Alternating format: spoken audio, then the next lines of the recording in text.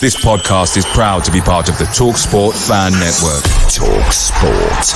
Powered by fans. What a goal!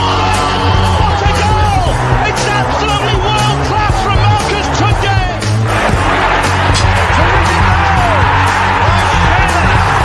Johnson puts it in the air. Aidan Flynn wins the It's still with Lee Gregory. He's in the box. Tries to screw it. Is it going to be there? Yes! Oh my word! The Wednesday Week!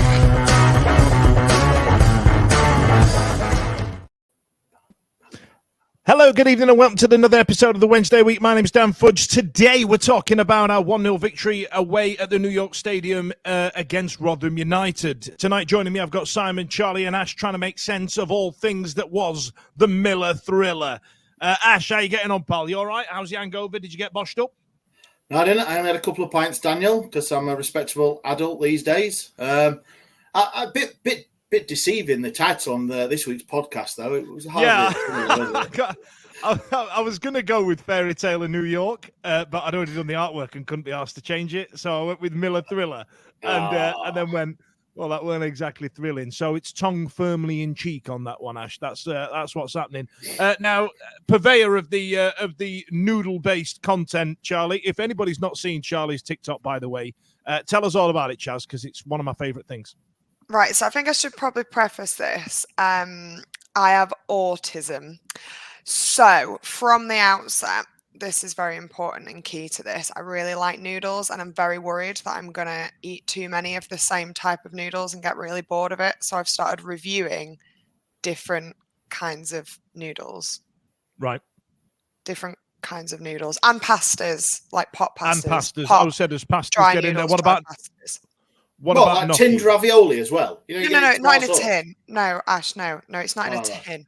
It's not in instant. You're talking instant, aren't you? Instant noodles, instant pasta. Oh, yeah. It's not. I'm not a chef. It's not in a tin. It's hot water. So eat it. Done. Finished. That's it. I've been up and down from London. I've been up and down. Who remembers pot mash? Is that what someone? I love pot mash. That was elite. I've just realised you can't see our things at the bottom. So, I should have moved spots. So, Simon, how are you? You all right, pal? How was your weekend? All right?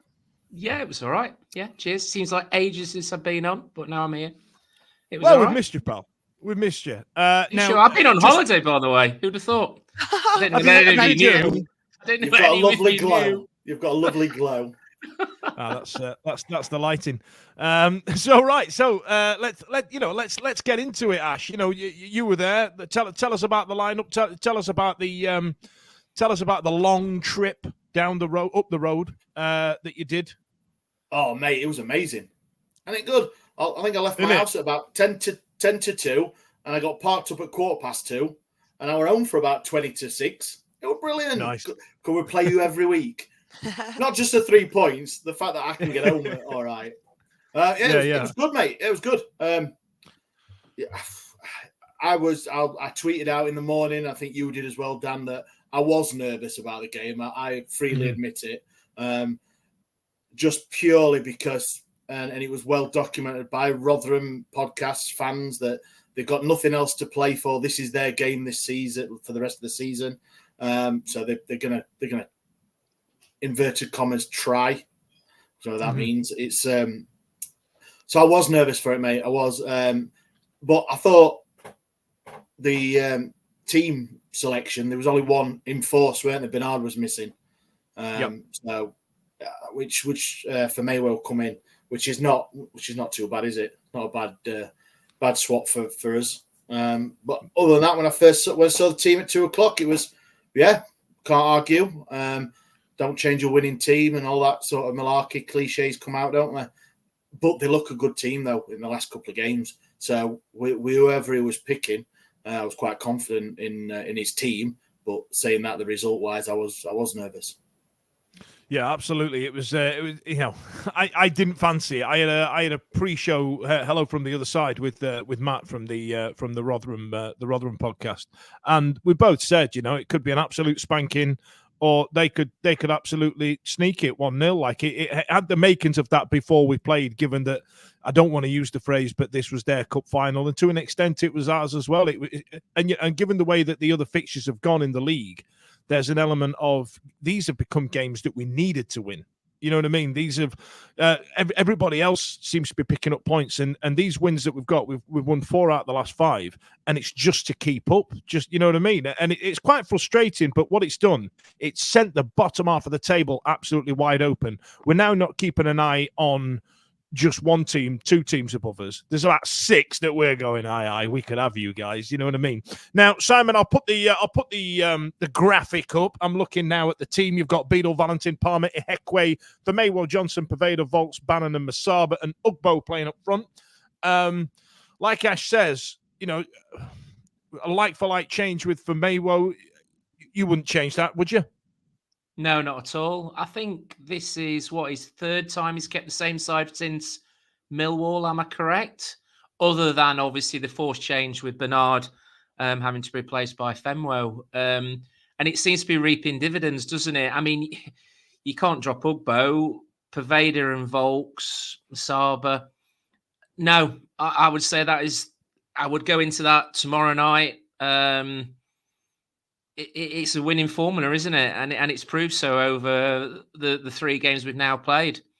Now, the way that. Sorry, Simon, go on. Well, you can't fault the fact that we've got what 9 points now over 3 games with a settled side, bar 1 change. So it's superb. Love it. Yeah, absolutely. Now, the way that BBC have set it up there as a 5-4-1, I'd have said that I wouldn't go as far as saying that's what it was. And I thought Palmer had moved up a bit. But what's the bloody word? The delectation of being able to switch it up and go a bit more attaching against Rotherham was right there. The temptation is the word I'm looking for. Just to go, do you know what? It's Rotherham. They're struggling at the bottom of the league. Let's go and smash 6 past them, try and make a dent in that goal difference. But I think that we're going to be fighting a losing battle against that, if I'm honest. Now, Chaz, we've had a couple of comments in reference to Noodles there. I can't work out if Vampire Millwall is religious or not. Ash, if you want to smash that up for me, please. He's gone with Rayman. So that's nice, isn't it? Elite. Yeah. Yes. Yeah, they're all right. They're all right. Now, Chaz, evening all Smitty. Are you all right, son? So if you want to get involved, if you want to send some comments, by all means, get us involved. Now, Chaz, what was your preconceptions of this game? How did you feel like it was going to go? So I didn't want to say anything because everyone was sort of saying like, we're defo losing this, like defo losing it. And I thought, if I start saying, no, I really think we've got it, I thought I'm going to jinx it. But I really did think we did. Like, Huddersfield is scared me for games like this because it's almost like we're picking up all those vital points, but any of the teams like that are really low, like around us, and like in many ways, like it wouldn't have made as much difference to Rotherham, but it would make all the world a difference if there's going to be anyone they're going to be, and also for us to lose to someone like that would have been so much worse. But I think you just had to look at it, like you just had to look at how their season's gone and how their season's gone recently, like their recent form, and you're like, compared to our recent form, we absolutely should have been flattening them. So it was very much like a first goal wins this kind of vibe for me. I think like it was, whoever feels like they're going to be on top, the other team's just going to fall apart, and thankfully that ended up being us. So yeah, I was quietly confident, but I didn't want to say. Yeah, that's fair. I mean, shy of talking on one hand, but if you do listen to our show quite regularly, or you've subscribed, you will find a show that you hosted in which you weren't quiet. You did a great job. The Women's Supporters Group Takeover show that you did with Holly and Beth, and it's M, isn't it? Yeah. I feel like, honestly, they did a great job. And while I was sat editing that, Chaz, I learned a few things. I say a lot of things close to the bone. It's a whole damn Fudge experience. But I feel like you did really well on that one. Fair play. And I make this look easy, don't I? You know what I mean? Don't I? True. It was, I used all my questions up in the first 5 minutes, and I was like, oh no, we've got a long way to go. So we do something really good. The ladies speak really well on a pod. You make it all about yourself, Dan, don't you? Again, that's the full down Fudge experience, Ash. You know what I mean? What else am I gonna do? You know what I mean? What have we got from the interwebs? From Ash on the right stuff. Well, breaking news: pigs are losing already. Oh dear! Is it 6-1 yet? No. Yes, it better not be. I tell you. So we've got. Here we go. From the starting lineup for WRC, a long-time contributor, first-time caller, and all that. Whatever the thing is, he seems to like the back three with the wing backs. It's working well, and it is. Yeah. In the opening gambit. Well, that's interesting, actually, Ash. I'll come to you on specifically that point, right? So we've had a few managers going back to the Monk Trumpet, who's back in work today at Cambridge United. He sort of said, like, you're laughing, Charlie. You put me off there. I was going to just sail past that gag, just sail past it, and you've done me. Everybody's tried to play 4 at the back. We've tried to play a 4-4-2, a 4-3-3, something like that, but we always seem to come back to this essential 5 at the back, Ash. I mean, do you feel like it's not the most glamorous of formations, but given that we've got Valentin and Johnson doing what they do down the left and right, like it seems to sit well with us, right? Yeah, I think you just nail on the head when you say 5 at the back. The preconceived 5 flat 5 at the back. Into it's not anymore, is it? A lot of teams are adopting the 3 at the back. Then with players like Valentin, which for me, I'll say it has been much improved in the last 6 games. Absolutely like a different player from what he had been earlier on in the season, and it's pretty good to see that he's now getting a run in the side, and it's paying dividends because I thought he's quite all right defensively sometimes in his crossings, but obviously attacking wise, he's always there, and that link up with Palmer on the right hand side the last couple of games has looked pretty tasty, and obviously we know all about Johnson, which we can go into the whys and wherefores of why the Spanish, God knows what, decided to leave him on a beach in Dubai, where he's been one of the most consistent players we've had now, hasn't he, since Danny Rule's come. So, I mean, 3 at the back for me. And I tell you what, it's good to see that obviously Bernard dropped out, he is one of the first names on the team sheet. And Famewo can come in. And then even further on in the game, Diaby come on. And he looked assured as well, where before I've had him a few times for thing, but he came on. So we have got, with Palmer and in Ekwe, we've got 5 centre-backs there that actually you're looking at aren't half bad, that you would be happy with any of them stepping in now, which I think we answered that for a while, have we? We've had 2 centre-backs that you'd nail on, and then it's like, oh, God, we don't really want to put him in, do we? Type of thing. I tell you what, the way that Rule's using Bambo, Simon, I noticed it. What was the last game at Hillsborough where we did the egg drop? My brain's absolutely gone to mush. Bristol, was it? It was Bristol. Yeah, Bristol City, sorry. Yeah. So when we played Bristol City, Bambo came on last 10 minutes, and I was genuinely concerned that, like, oh, shit. You know, we've seen a few ricks in him, and we've seen a few points where he's dropped his ass, but he's actually, the way he's used him, and he used him against Rotherham the exact same. I'm a big fan of that. Absolutely shores it up for me. I think with Bambo is that what he has to do is just do the basics. He's really good at doing the basics, right? He's a big unit, heading the ball, last-ditch tackles. The problem I have is when he then tries to play football, and that's when he gets himself into trouble. He's an old-fashioned centre-back. So I was going to, from what Ash was saying, I was going to mention Michael Ekwe, because since he's come in, and I think he came in at the Preston game just between Christmas and New Year, he's been absolutely immense, because I think a lot of us have sort of said, because of he's not the quickest on the ball. He's probably one of the, now we've got this new crop of centre-backs coming through. He's probably one of the older defenders. He was suited perfectly for League One. Obviously, Rotherham, we purchased him off Rotherham when they went into the Championship. But he's been, I mean, he headed everything, absolutely everything. If Rotherham had thrown brick walls at him, he would have headed them out of the way. He was just immense. And that's what Bambo needs to do. Bambo just needs to do the simple stuff. We've got, with Paul and Johnson on either side. We've got the football players. The football players are there. Win the ball, get it to Pole's pace, Johnson's sweet left foot. Even when Bernard's back in the side, he's a footballer. He can play the ball as well as defend. Just do the simple stuff. It's when he then tries to do a Cruyff or he tries to turn a player. That's when you suddenly go, mate, there are levels, and that ain't quite your level. And that's now I'm hoping, by the way Danny's using him, is bringing him in and slowly bringing him back into the side, that he's starting to realise that I do the simple things. I just cut the ball out, head the ball. I do the simple things. Let the talent around us do what they have to do.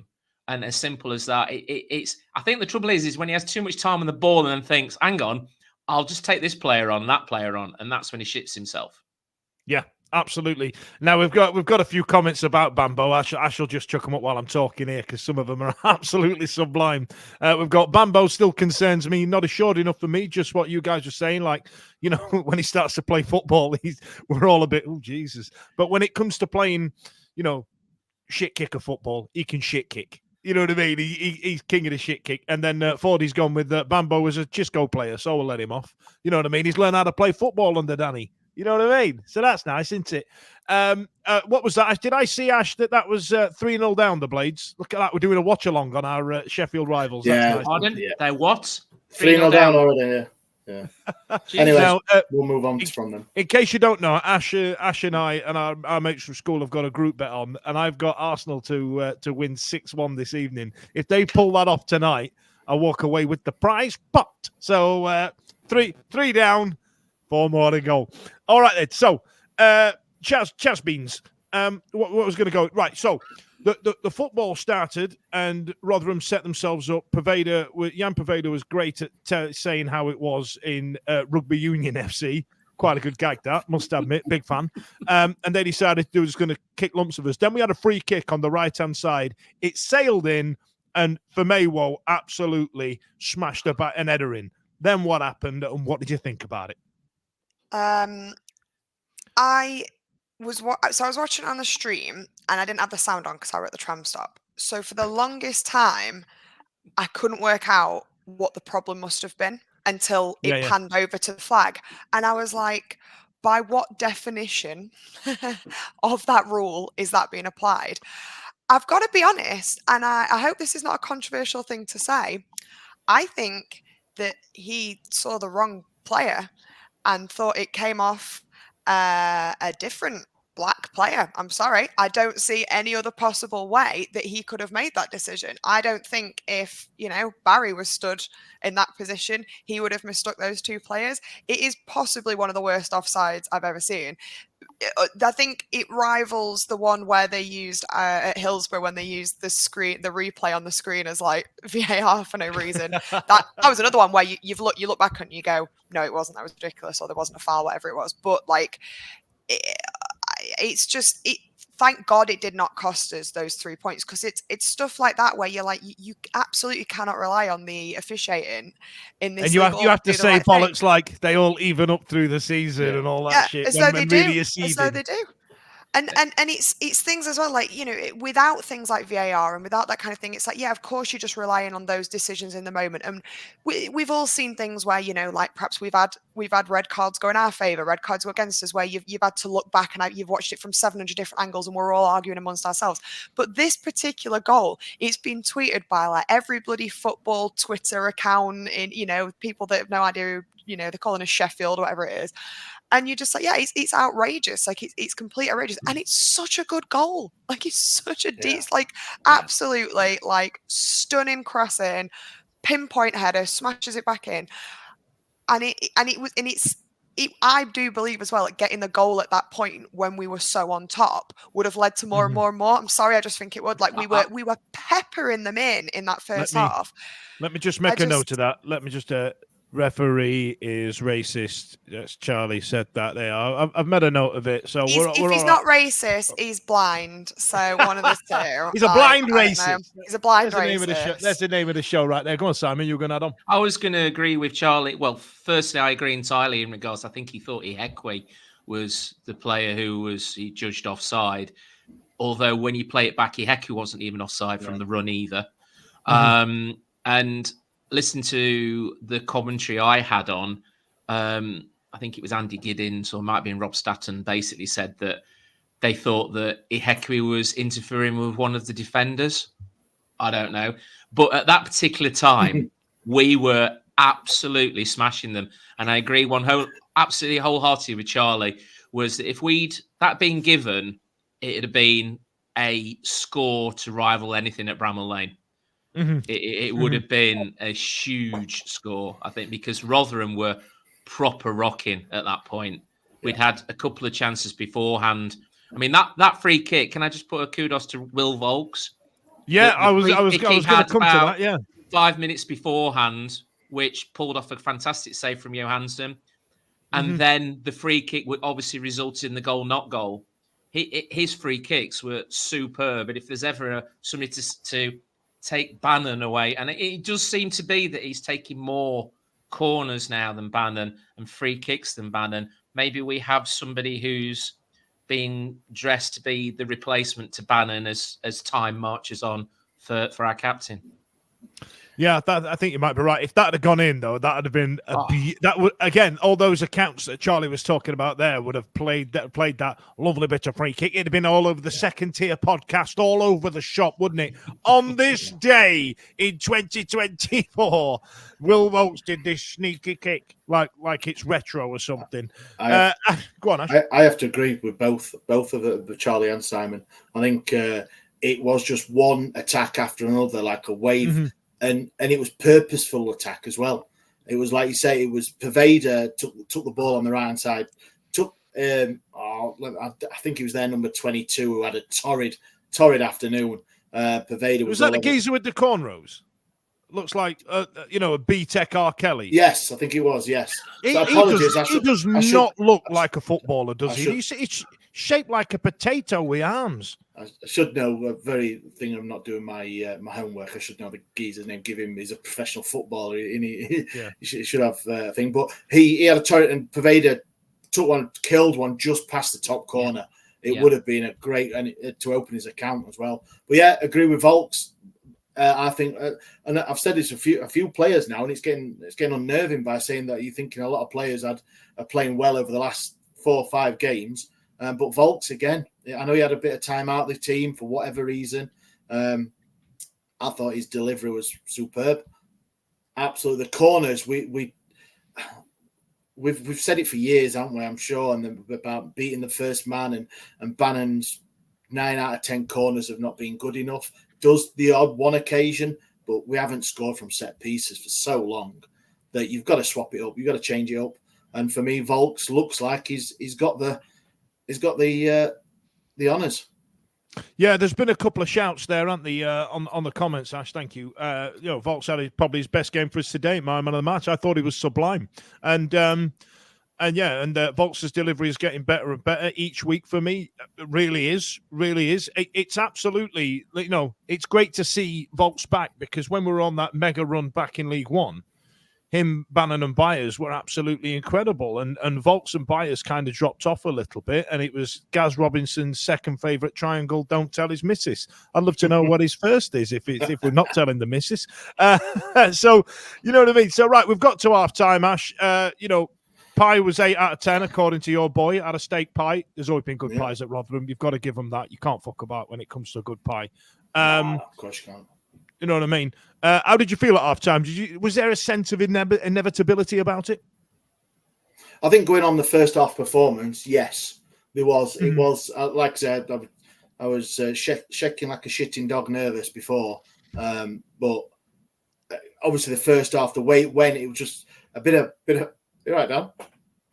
You made squash come out of my nose, you prick. But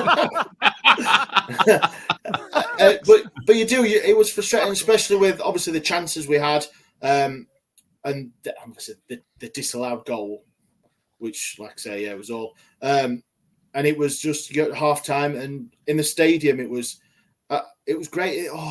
Away days for Wednesday. That's one thing the fans do, and I say about it. It's different class. Not that I've been in many other clubs away days, but The fans are brilliant, really good.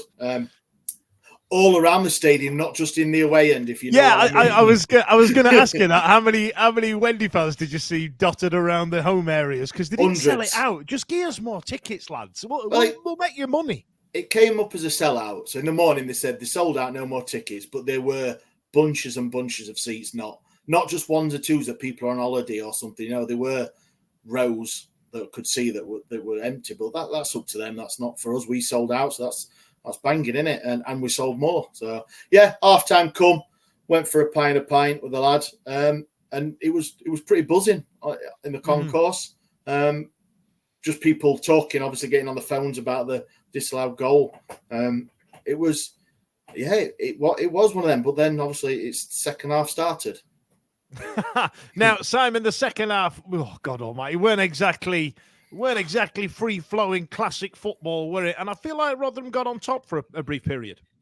Yeah, I mean, I understand Charlie's positivity, but when I started, I'd sort of followed the Leeds game before we kicked off, and you just looked at that, and Huddersfield were 1-0 up, and then I think Bamford scored, didn't he? But it was literally in the last 10 minutes against 10 men for virtually the entire second half. You just know that Patrick Bamford walks into a shop and asks for a frothy coffee. Absolutely. Frothy. Or one of them 18-syllable frappe mocha Javachinos. You know what I mean? One of them. Something along those lines. 17-syllable and a slice of tiffin. Just because with milk from a goat from the Outer Hebrides. And and then looking at the other results, QPR and stuff like that, I sort of said to Ethan, I says, this has got a fuck up written all over this. I just thought, and then they started coming into it a little bit more, but not with any great style. It was lump it forward, basically, and throw the big lads up front and hope to the causes. And that's when Ickys came into his own, because he was just literally bosh, back out, bosh, back out. And I just thought, they're going to get a spozzy goal. And then, you're looking at everybody else, and you're going to look at everybody else who's winning. And I was just like, please don't. And there was this squeaky bum time for a while, and then he changed it up. I mean, these substitutions, right, were absolutely bloody mental. I wonder if I've got a mirror to hand. Hang on. So here we are. Look, right. So it took off Pervader, Volks, who was having a stormer. Yeah. And that was a double sub, wasn't it? Pervader and Volks for Gassama and Smith. Yeah. I'm glad Smudge got a run out against his old club. And then 15 minutes later, he took off Masaba for Diaby, but we'd already scored by then.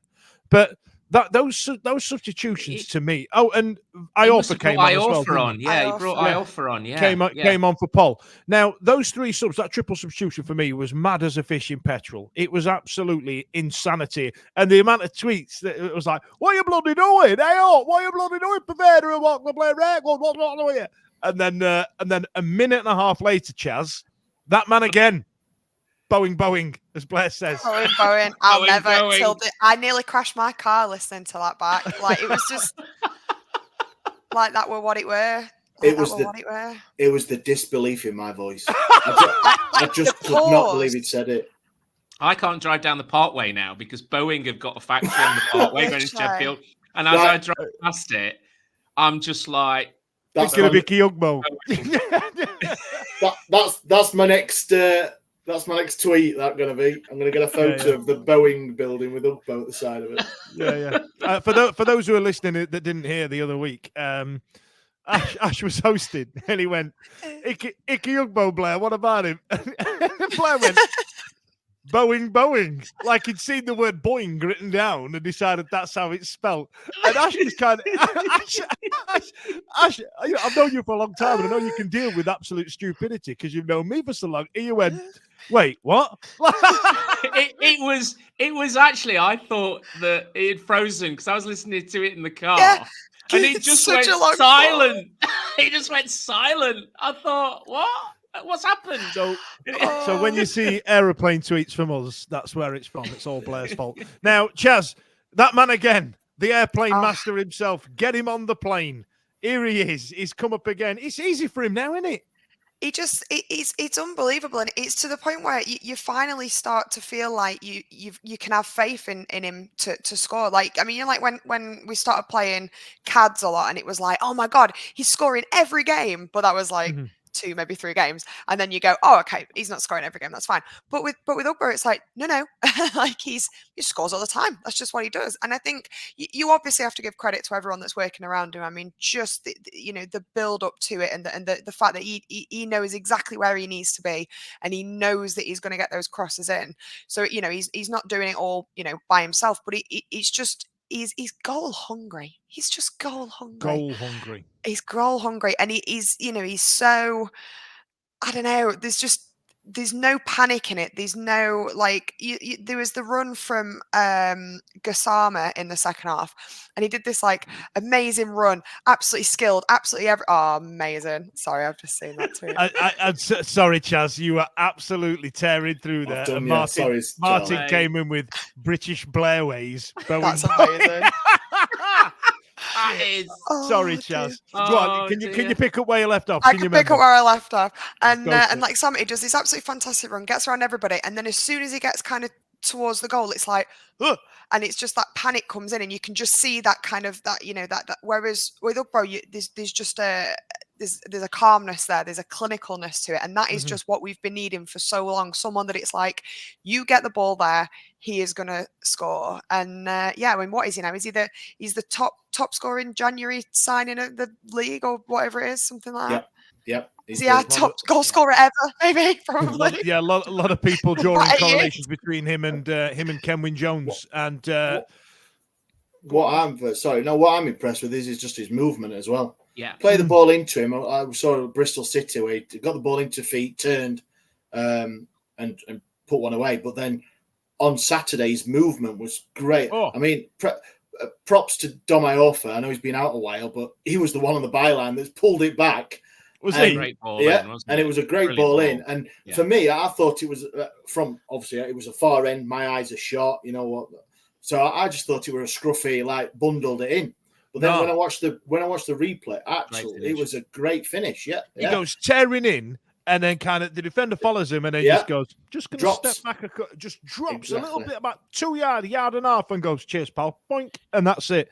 I think someone wrote there, a massive help that he's played with Masaba before. There is definitely a connection there. That's you can see that massively. That's obviously there.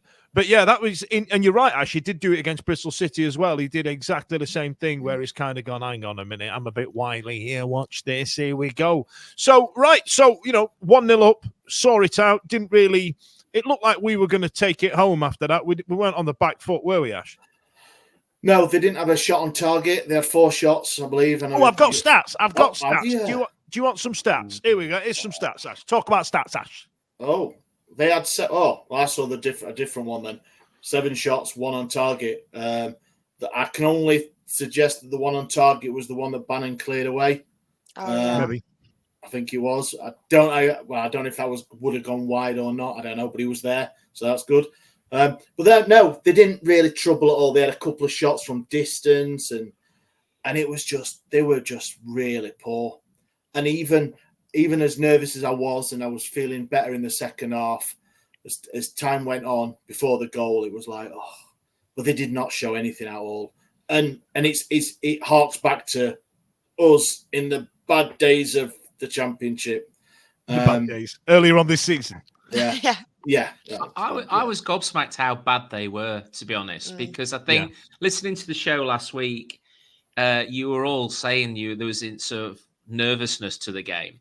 And Rotherham have always been that banana skin, haven't they? That even when we've been the team that's been in the ascendancy, and they're down, and that is them done. But I did expect some amount of pride to play for, that they could actually scupper our hopes of staying up, but they offered so little. It was I can understand why there was so many red seats there, because if that's what they're dishing up this season, then I'm sorry, but that's poor, very poor. Have we had any confirmation? I was reading and typing there. Have we had any comments from the interwebs, Ash, before I move on? Yeah, got a question for you all. from Mr. J. Be honest, we always are on this podcast. Who underrated Boeing Ugbo? So Boeing Ugbo when we signed him. I've got my hand up. Yeah. I'm going to quote a Wednesday week legend here in the great man himself, Steve Beastie. You lot were slagging him off, but I always knew he'd come through. I must admit, we all did the same, didn't we? We all jumped straight on Wikipedia. We all went to have a look at his goal stats. I didn't pass any judgment at all because I just didn't know. And that's probably a thing. You can't go with stats. You know, I'm a big stats man. Fucking hate them. But, you know, you look at his stats, he got 4 goals in 20 for Cardiff. And you're thinking, and I'm sure... you can't ignore that, can you? You can't. But then you look at his Cercle Bruges when he was playing Masaba, and they just tore the Belgian league up. And I know the Belgian league isn't as... It's probably equivalent to League One, I would say. But you look at that pairing, I agree entirely with Ashes. We went with the Cardiff fans saying he was really lazy. But I remember when his first game for us, I thought, he looks handy, him. He's getting around the pitch. He looks nothing. Yeah. He looks nothing at all as this lazy player that the Cardiff fans had. Yeah. But is he like our alternative to Rhodes? Was we never gave Rhodes the sort of alleged service that he needed. So he never fitted in with Wednesday and didn't score many goals. Whereas maybe Cardiff play a completely different system and he's proper settled in with us. I mean, it works to our system. It works to how we playing that ball around the back. And like you say, his movement is just, I mean, that goal against Bristol City, his first goal, is just one of the best goals I've seen from a striker. He's scored all sorts of goals, hasn't he? That one at the back post. I want to say Millwall. Was it Millwall? No, right? It was home. It was at home, weren't it? Yeah. I'm bloody. Not at Birmingham. Birmingham. Yeah. Thank you, Charlie. I'm glad the women are, bloody women. We can't even get note right. Bloody women coming in here making us all look stupid. I think because he's scored all sorts of different goals, and that's great. It's not just one type of goal. I don't know. Just say reach, hitting him from 30 yards. That's all he can score. I mean, we'll take him, but we play a totally different way now, don't we? So, and it's just great that we've got. He's going to get the service because we've got Paveda, Masaba, Gassama, players of that. Windass is not even playing, so do you know what I mean? We're saying these players that we've in the last 5, 6, 7 games, they are much, much, much better than 23rd. Oh, absolutely. Oh, absolutely. Definitely. I mean, Rotherham played like a team that deserved to wear that, played like bottom of the league. Yes. And I think there was a time when so were we. Absolutely at the beginning of the season, you watched us play and you go, yeah, that sounds, teams came and played us and you went, yeah, that's exactly right. But we don't look like that. We haven't looked like that for a while. And with the greatest of respect, well, not the greatest of respect to Rotherham, with a modicum of respect to Rotherham, just enough to not get cancelled online. Like they played like shit and they got a shit result for it. I think they were lucky. And they got what they deserved. Now, listen, I'm gonna try and get some South Yorkshire solidarity on this. Now, Rotherham can't afford to compete in the Championship. Their chairman just doesn't have the financial backing to compete in the Championship.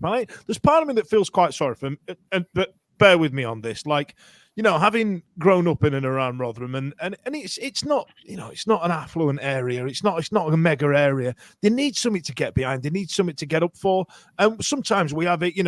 The other season when Sheffield United went up, they had something to cheer and shout about. When Huddersfield went up, they had it. Rotherham just don't seem to have it. And there's part of me that kind of thinks, God damn it. Like, I like us all being in the same league where we have a proper tear up. I actually, I really enjoy it when that happens. But unfortunately, Sheffield Wednesday were 1-0 winners, and we absolutely said to be condemned to relegation, most likely. Now, Dan, just before I finish, sorry, I just want to say the final whistle, like, obviously, we got the players coming over, got the claps and got all the olays and, all that. And the amount of fans that stayed behind on the sides, it was great. There was this old, apologies if he's not, he looked at my eyes as, like, say, a flat cap on, big thing. And he stood there and he lifted his jumper up and he got Wednesday and he's thinking it's like getting it like that. Absolutely brilliant. And there was my lad, is a few of his mates, he knows are diehard Wednesday fans, are sat there right in the corner, as close to the Wednesday fans as they could get. Like, just sat there like that, like sat there on the seat like that. And when Wednesday scored, you could see him look round, and then he gives a little. And but fair play to, like I said, the Wednesday fans. There were some Rotherham fans giving it all the lot, and it was the banter between the songs and everything between the fans. Oh well, not between the fans, the Wednesday fans at the Rotherham fans, should I say? Because was top notch, as it always should be in a local game. So there we are. Now, fortunately, we won because everybody else around us still managed to win. Now, Ash, you had a request there that I know will have given you the twitch, and it gave me the twitch because editing it was an absolute nightmare. What did it say? It said, we need to bring back the TWW WhatsApp voice messages back for the running. Now, our Paymaster Generals over at TalkSport, I don't know if you've listened to them the last couple of weeks, they've brought that in. They've copied your idea, Ash. You've now got people on TalkSport leaving WhatsApp voice messages. Never seen out like it. Now, there was also one here, Simon. Who would you replace Paveda with on Friday night? Shit a break. Now, obviously, Windass should be the first one there, but you've got to think. I don't know whether he's fit, is he? Don't know. He's fit. I'd probably be looking at the gas man, to be honest. I'd probably look at probably Gassama. Can him and Masaba play in the same team? I'd be looking at the gas man, to be honest. I think the gas man could go out where Masaba is, and we could try and chuck Masaba in that support striker role. But we never know. Now, listen, my apologies, Simon. I've cut you off there. My apologies. But what I've got a guest on the show tonight. So what's happened is Sheffield Wednesday have released their accounts this afternoon, and so there's only one person in Sheffield Wednesday circles. Well, no, the second second person that Chazira's accountant. Does he exist? Is he a thing? The dinner lady. No, Gaz Robinson. Gaz Robinson. About 6th or 7th down the list of somebody we want to hear from in the Sheffield Wednesday. Momo Diaby. Momo Diaby. That was such not Momo Diaby. The CEO of Boeing. Do you know what? We're building him up here, aren't we? We are. Ladies and gents, it's Pete. It's Pete. Now let me get this right. It's Pete Lohman. Yes, is that how I've pronounced it, Pete? Close enough. Close enough. Now, Pete's the stat man. If you've not seen him on the interwebs, Pete's a stat guy that gets all the stats together, breaks down the numbers, tells all about it. Now, Pete, by the help of Holly's auntie, I've managed to get you a theme tune here together because we read it as Lohman, but the way in West Yorkshire they pronounce Lohman, they pronounce it Lerman, which is actually factually correct, right? So we needed somebody in West Yorkshire to say it out loud, and I put some Danish things in there. So here's your little theme tune. Introducing Classic from Danepeg. Lego tow truck, come in tow truck. Emergency on Sunnydale Bridge. Inchworm.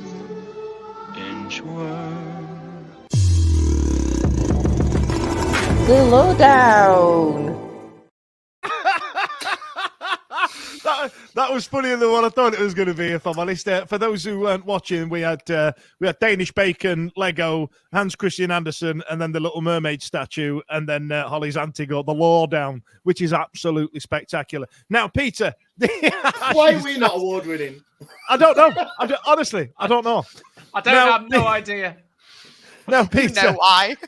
The accounts have come out this afternoon. Now, I appreciate you're not exactly fine-tooth combed it, but is there any opportunity you can give us some kind of overview of where we sit as a club? Are we getting shut down?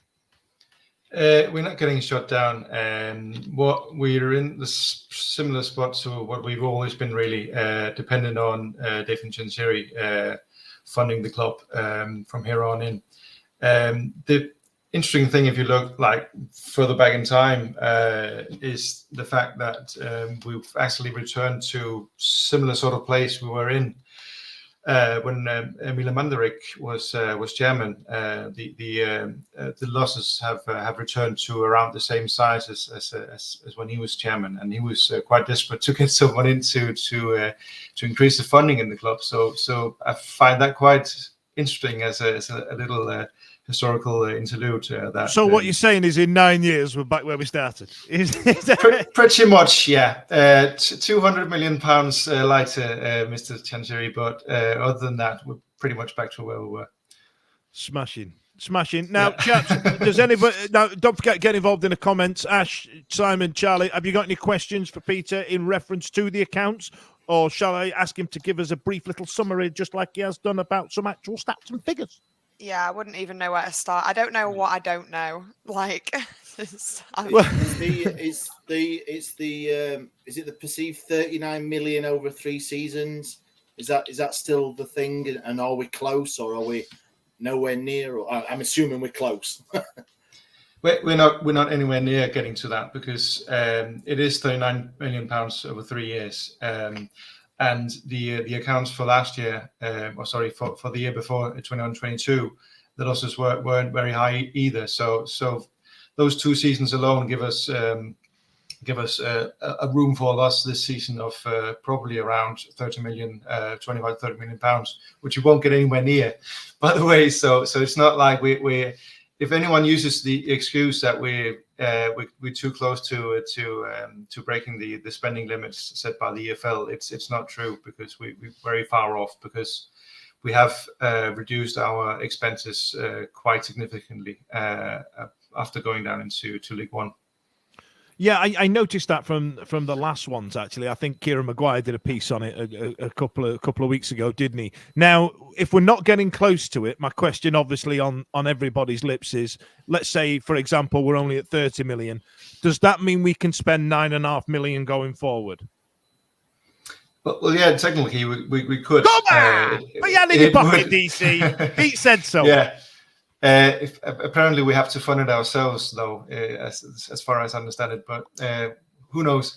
But if he had the money, or his dad had the money, or whoever funds Chancery's businesses, or whatever it is he calls them these days, we would be able to spend a lot more money than we are this season. That's for sure. It's a big change, because actually the last 2 seasons, if you sum together the money received from transfers, is actually higher than the money we've spent on transfers those 2 seasons, which is a far cry from when we spaffed 10 million pounds off the wall on Jordan Rhodes and what have you in those crazy years of Chancery's earlier part of his reign. So it's a big change, and it's not like you won't get a football club at championship level that will be breaking even, but considering the players we've signed for this season and the players who left in the summer, we won't be spending tons on wages either this season. That's highly unlikely. So with the extra broadcast income, which is around £8 million higher in the championship than it is in League One, we should actually we could potentially be in a better place this season than we were in the season these accounts covered, 22-23.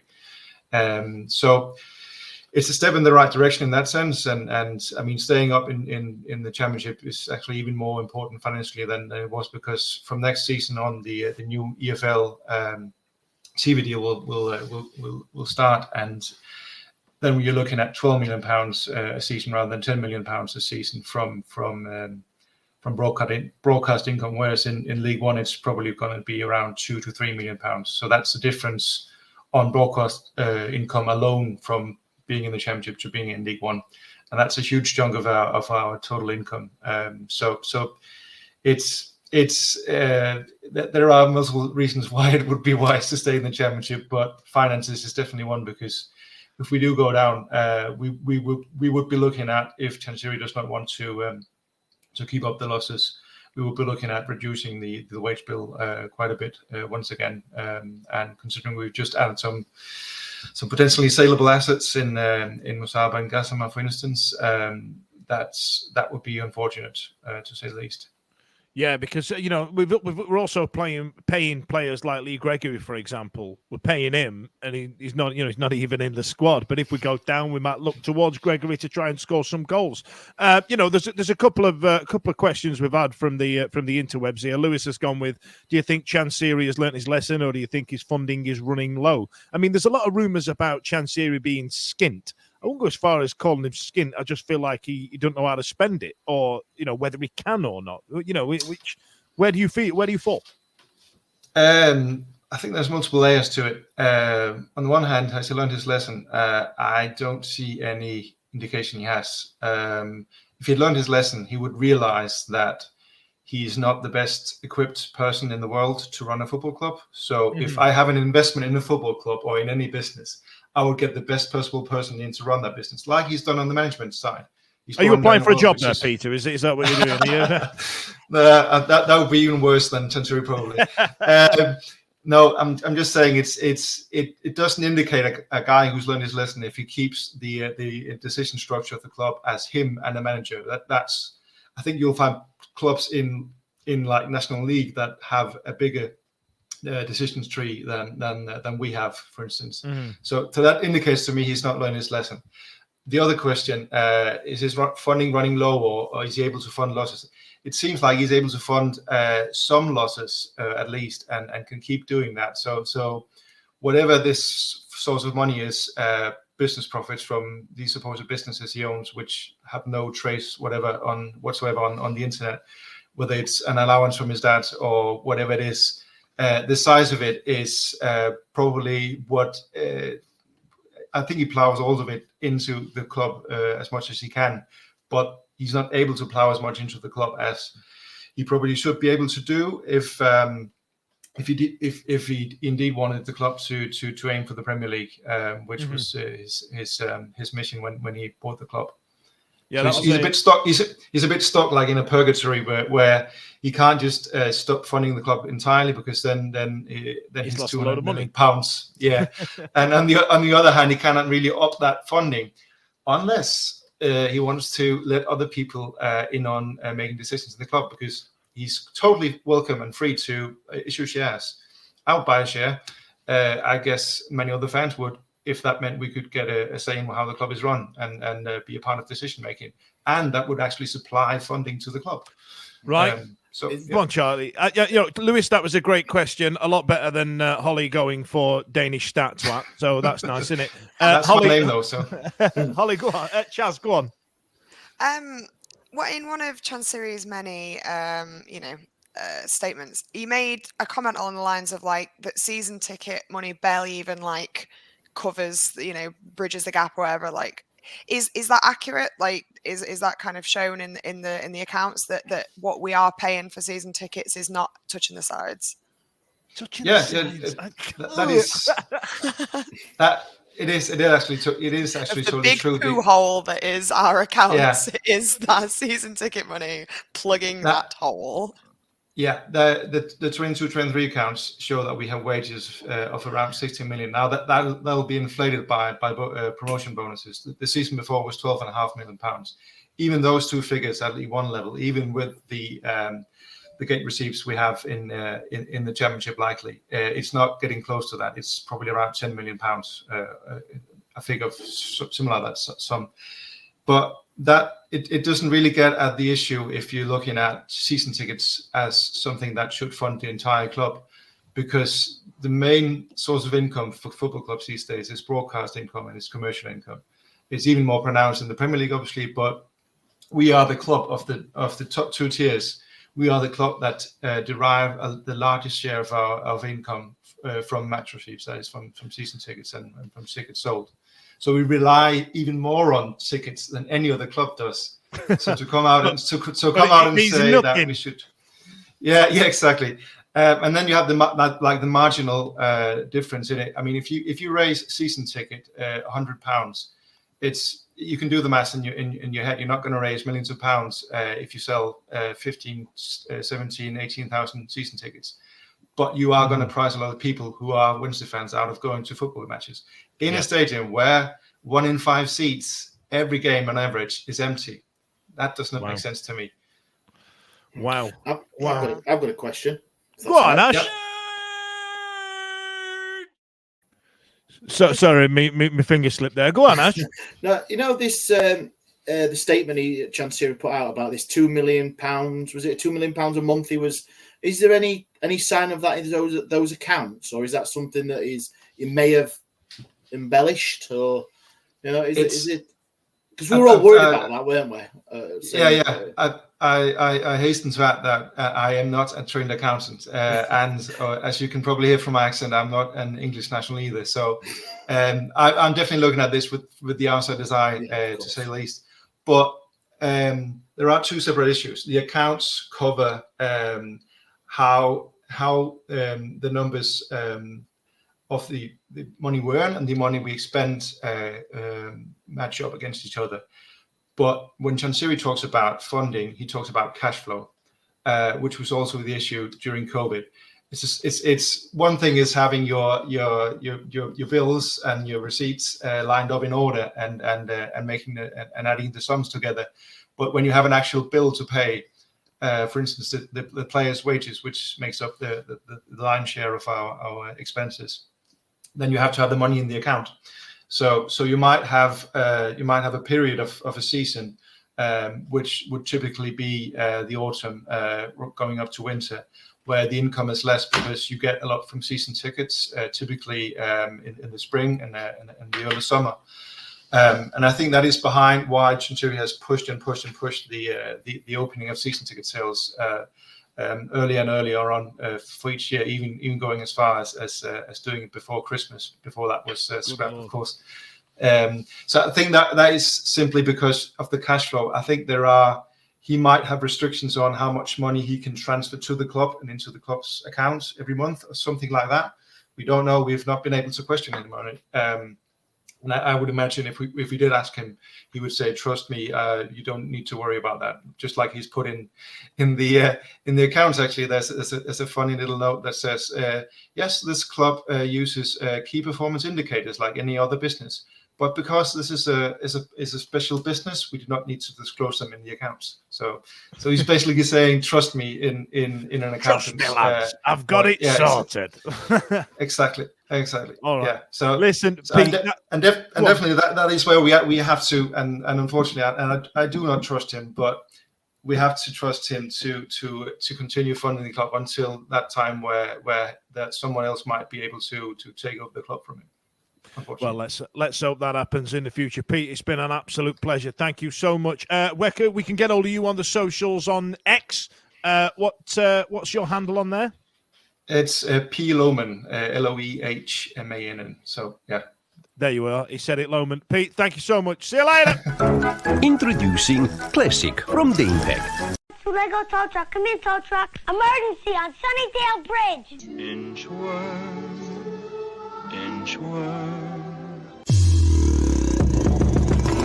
The lowdown.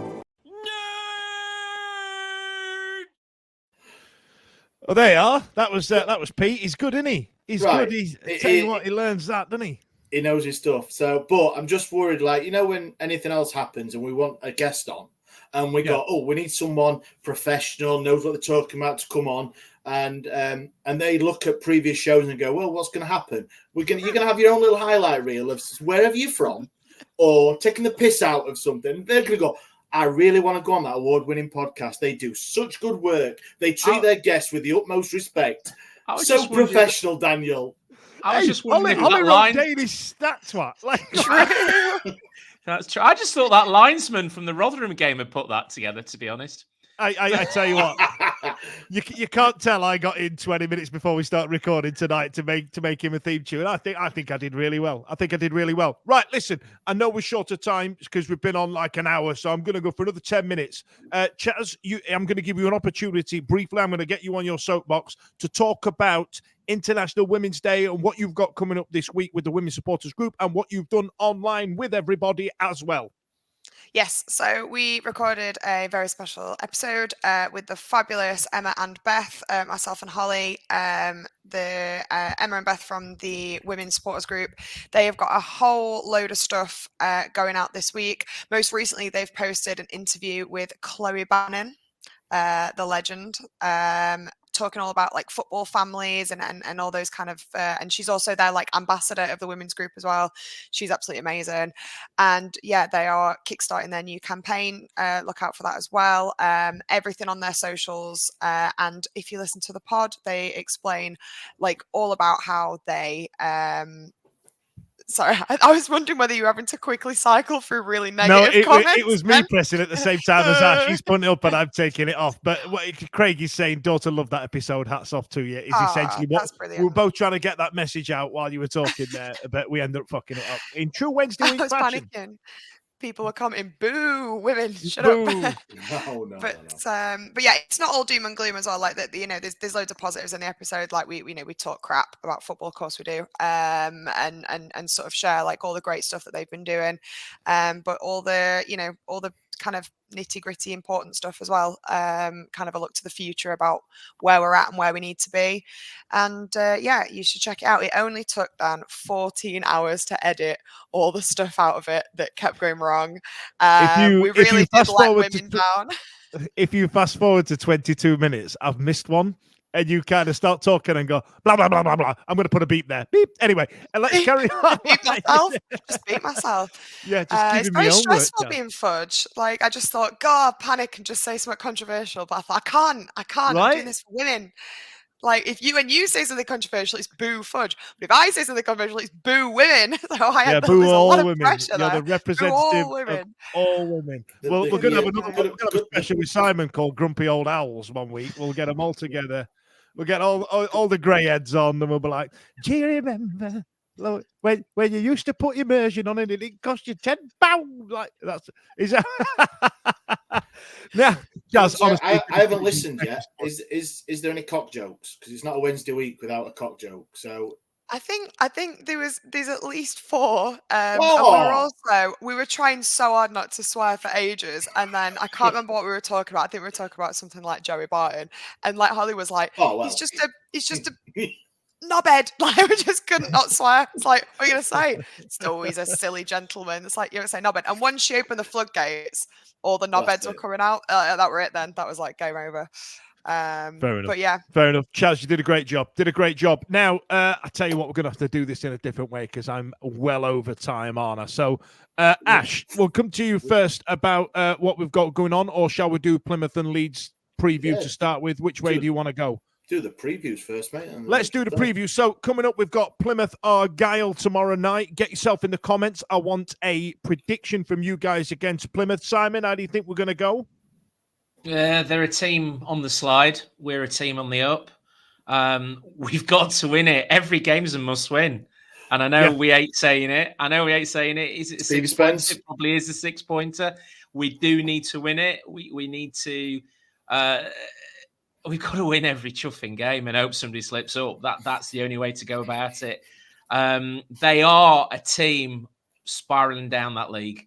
Their manager left. So I'd be saying, 2-0. Karen's put there. I'd be happy with 2-0. Definitely. I don't think it'll be nervy. Sorry, Rum Punch Man. I don't think it'll be nervy. We'll play our game. We'll play just the way we did the other day. And we'll beat them 2-0. Yeah. Okay, so we've got a few there from the interwebs. Now, after that later on, I'm just going to come to you on that one, time. After that later on Friday night, we've got Leeds United, Chaz. It's one of them. We are at home. We are under the lights, aren't we? It's Friday night, isn't it? And you'll be there with your cream eggs. How are you feeling about it? Cream eggs or Leeds? Get your comments in for your cream eggs. What your thoughts are on cream eggs, but get them in for the Leeds United comments as well. But what about you, Chaz? What are you feeling? I think playing at home does make a big difference. I don't think it's the same as Leicester more recently, like where it's. I don't like calling anything a free hit because like that's a stupid thing to say. There are no free hits where we are in the league. No free hits, but there is a difference between Leicester away and then playing Leeds at home. I think it would be a crying shame to not at least get a point from them. I think even if we have to play the most defensive game ever and it's absolutely hairy, panicking, fine, like that's fine. I think the best we can hope for otherwise is that they don't absolutely batter us. Like I think with Leicester we were lucky because I think we didn't play our worst football there. They peppered 2 in and it could have been a lot worse. So I'm gonna say 0-0. I'm gonna say that I think if we're lucky, we'll just keep it to a bit of note. A bit of note. Was No, that it'll your happen, and that's good was that enough your for us. Holly impression there? Bit Yeah, of note. bit of note. Ash, Plymouth and Leeds, quick as you can. Go on. Yeah, Plymouth. I agree with Simon. Plymouth are heading in the right direction for us, wrong for them.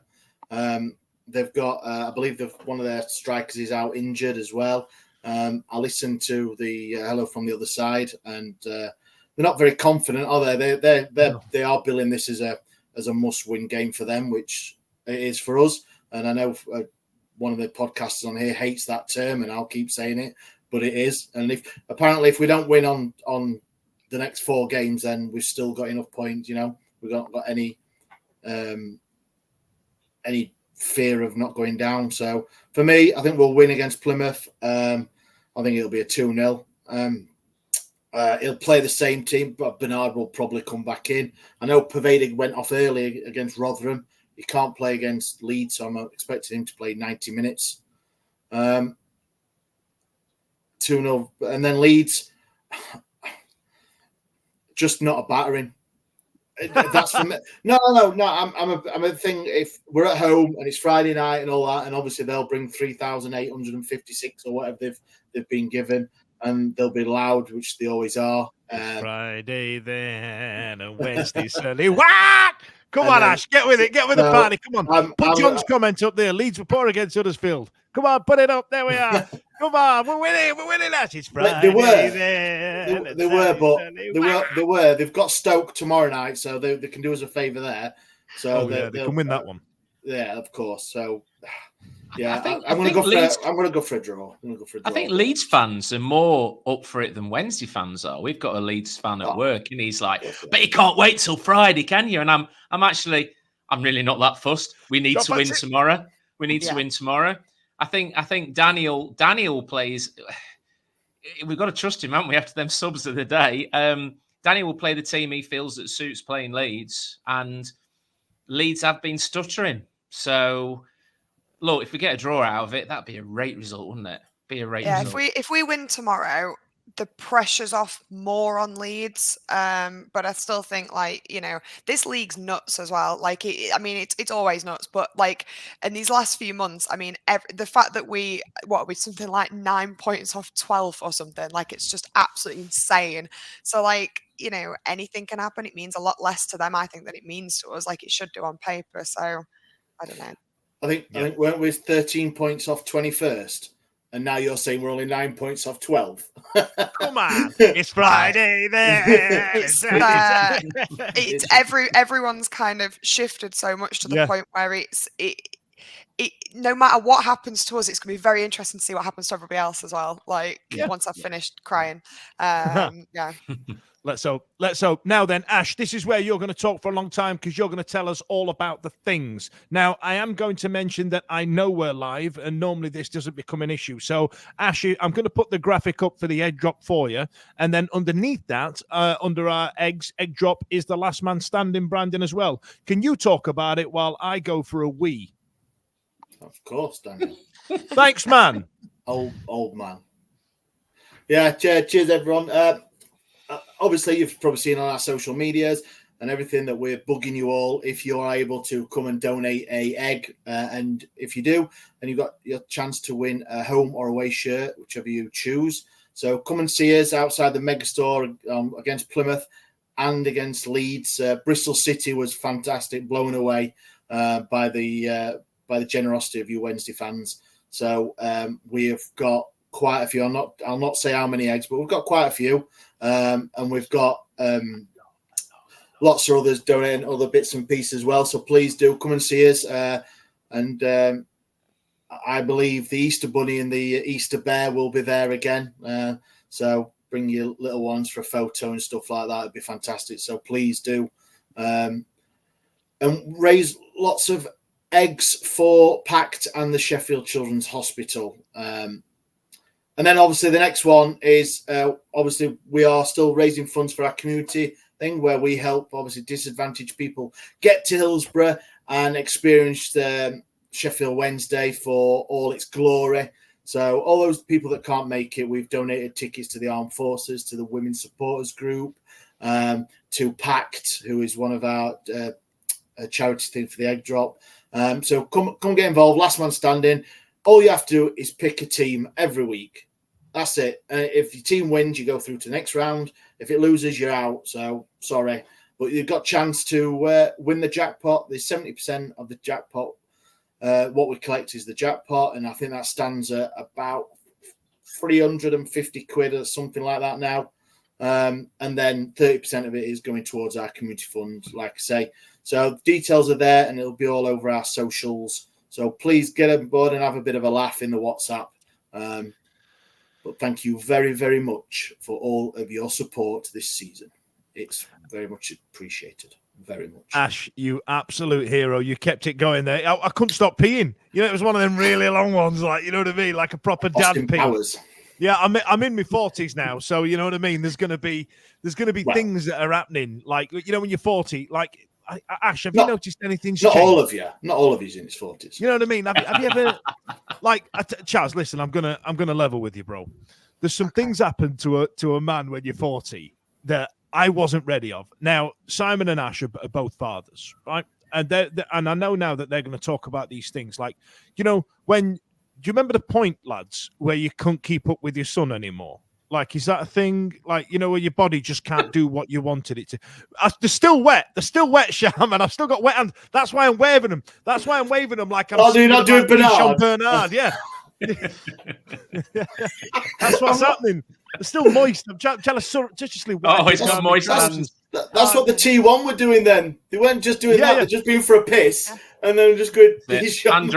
Andre's broken. Everybody's complaining about the broken hand dryers and the no hot water. That's what they're doing. That's what they're doing. But yeah, there's a few things that happens to a man when he turns 40. And do you know what? I'm struggling. One of them, not being able to sleep through the night without peeing. That's a thing. I can get in the bin. Hang on, I'm going to turn this. Bin. Fudge, we're at our sexual peak. Don't worry. Hey. Dan, I've not even begun to peak. I'm Dan, a 5-star man. Just wait till you hit 50, mate. Just wait till I ain't got room for more things to go wrong with your body. Things start dropping off. I'm constantly in Turkey getting shit chopped off my body and things plugged in my forehead. Like, and I don't want more things going wrong. I ain't got enough money for keeping up for being 50. I'm not interested. It's time for the conversation. Yeah, I'm menopausal. That's what's happening. Listen, I'm going to wrap this up. I've just ended on a menopause joke for International Women's Day. Don't forget to give Chaz a listen twice nightly in 50s Fudge. That's all right. Anyway, see you later. This podcast is proud to be part of the TalkSport Fan Network. TalkSport. Powered by fans. It's a goal! What a goal! It's absolutely world class from Marcus Tunde!